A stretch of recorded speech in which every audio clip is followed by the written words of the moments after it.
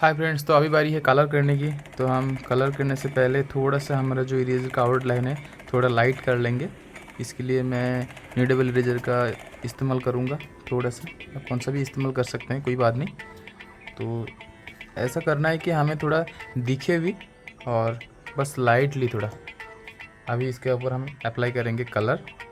इसके लिए मैं यहाँ पर स्काई ब्लू का इस्तेमाल करूँगा। आप देख सकते हैं स्काई ब्लू। तो देखते हैं इस पार्ट को पहले हम लाइट एरिया को क्लियर कर लेंगे। जो भी हमारा लाइट एरिया है, इस लाइट एरिया को हम पहले कवर करेंगे, इसके बाद हम डार्क एरिया को काम करेंगे। तो चलिए देखते हैं, शुरुआत करते हैं।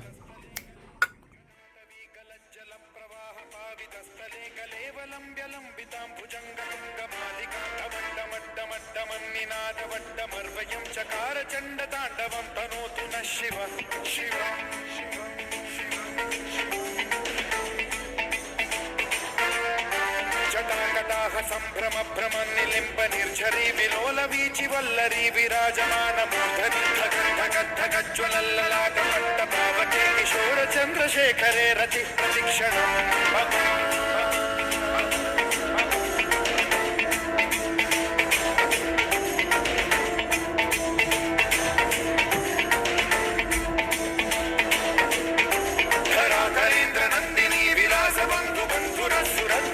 संतति प्रमोदमान मानसे कृपा कटाक्ष धोरणी निरुद्ध दुर्धरापदि क्वचित् दिगंबरे मनो विनोद मेतु वस्तुनि।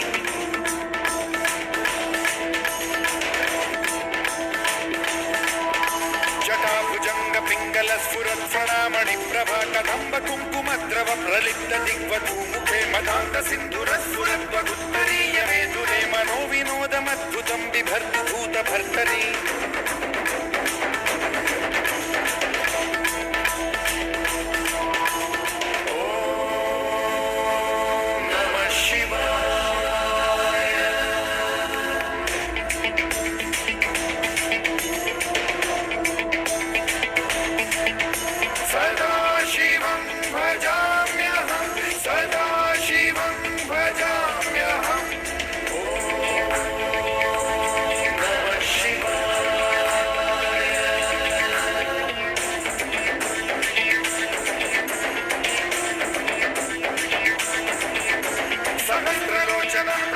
शेषलेख शेखर प्रसून धूलि धोरणी विधूसराग्रिपीठ भुजंगराजमालया निबद्ध जात चूटक श्रियै चिराय जायतां चकोर बंधु शेखर। ललाट चत्वरज्ज्वल धनञ्जय स्फुलिंग भालिपीत पंचसायकं नमन्निलिम्ब नायकं सुधामयूखलेखया विराजमान शेखरं महाकपालि संपदे शिरोजटालमस्तु।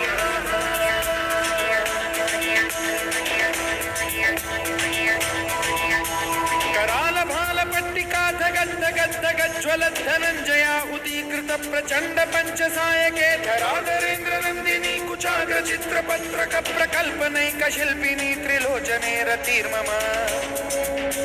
नवीन मेघमण्डली निरुद्ध दुर्धर स्फुर कुहूनिशीथिनी तमः प्रबन्ध बद्ध कंधरः निलिम्ब निर्झरी धरस्तनोतु कृत्ति सिन्धुरः कलानिधान बन्धुरः श्रियं जगद्धुरन्धरः।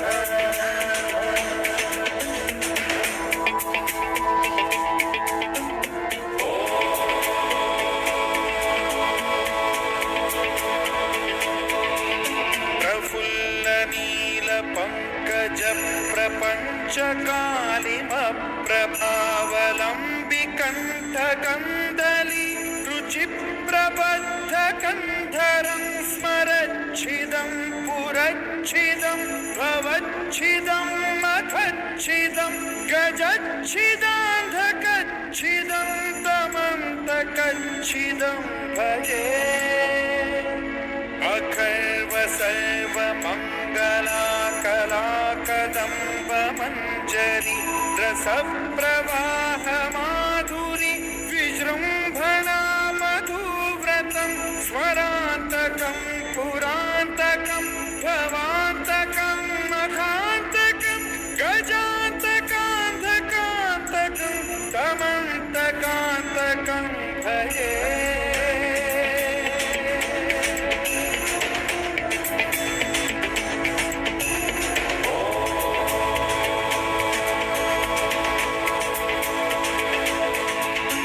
जयद्वदभ्रविभ्रमभ्रमद्भुजङ्गमश्वसद्विनिर्गमत्क्रमस्फुरत्करालभालहव्यवाढ्यमिद्धिमिद्धिमिध्वनन् मृदङ्गतुङ्गमङ्गलध्वनिक्रमप्रवर्तित प्रचण्डताण्डवः शिवा।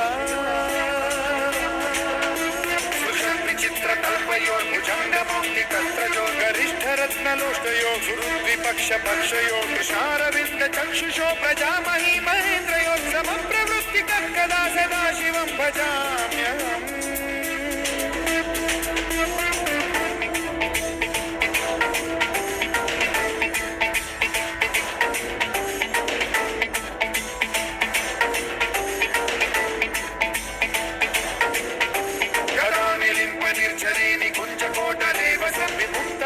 सदा शिरस्थमञ्जलिं वहन् विमुक्तलोललोचनो ललामभाललग्नकाशिवेति मन्त्रमुच्चरन् कदा सुखी भवाम्यहम्।